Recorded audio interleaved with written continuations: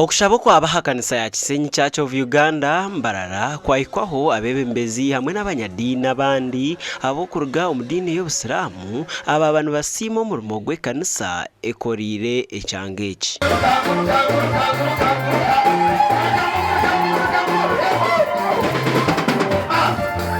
Mbwenu nimbebaza na daro muhurizi tukatungaho chance abedini y'Obusiramu abebembezi abiza hatubashorora madini. Reverend Apollo Bagine wayebembera okushaboku barukujaguza ekiro kya Pentecost yashaba bikiriza okwijura mwoyo rukwera babase kwisya obuhereza omu bantu.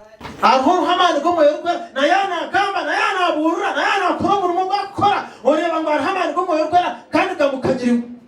Omu kitabo kya Bible hagayina jangu mwimuke tombe cyenje ya mukamereka kugira ki kushekererwe kabo mushaka. Omunyishengero wa Mbarara City South Honorable Mwinempaka yasima emirimo y'amadini omu byentunguka. Edini zitwena direction ni yemwe ukwemo twese tukuvuga tuzikushana unga twena umuhanda okutukuza mu gumwe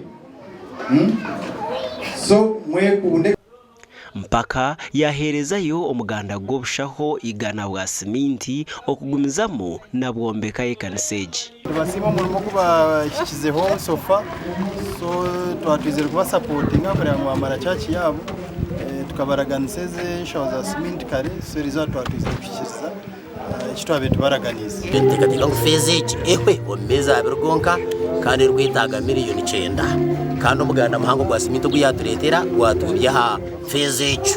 Ekaniseji ekatandika okwombeka ekizimbe ky'ekanisa ensya omwaka gw'2020 bija kurabanisibwa mu lockdown kongo bwa hati nibagira ngo bimukize busya okumaririra omwaruro gwa kabiri ogubari kubarira miliyoni 9. Omugandi bwana mukuru wa parish ya Uganda Matters Reverend Father Didas Kasapuri nayenda bikiriza okwejumbira omu bintu ebirukurugamu entasya omu maka gabo bibahwere okurwanisa obworo hamwe n'ibura ry'emirimo. Ebi abigambiro bwabira kurire ekitambo kya misa ky'omutano aha kereziya ya Rwebihoro omuri Mbarara.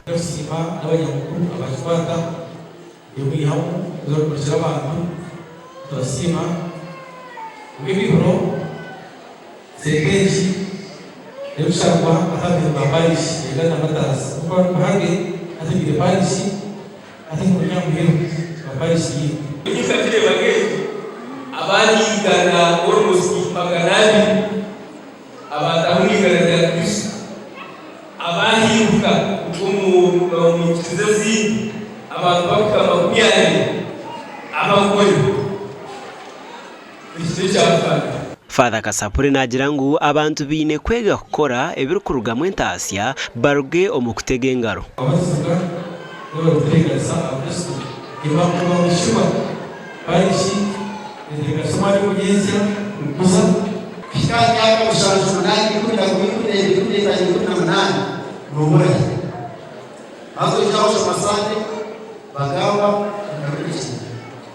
Obwati parish ya Uganda Matters eriyo muhururu yo kugita abikiriza omu bushwere oburukwera okorweterine hamwe no kubatiza abana kandi eki nibakikora okuhwera abo abatwire bagumirwe okutunga amasakaramentu aga. Abwa TV West ndi Michael Tumwachire na Era Akiza abagacyenchwire.